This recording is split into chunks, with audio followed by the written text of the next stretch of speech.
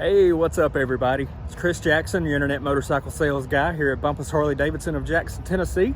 Today I have a 2016 Street Glide in Black Denim. This bike has, I think, 33,000 miles on it. We've actually got it here on consignment for one of our technicians.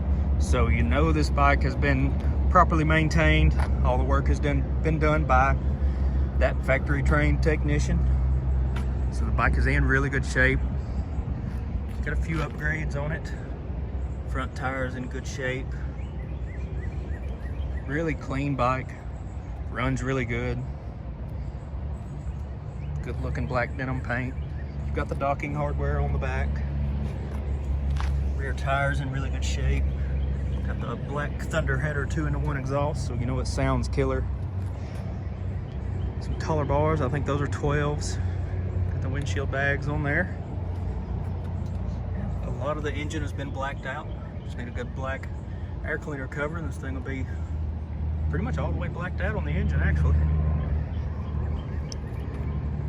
All right.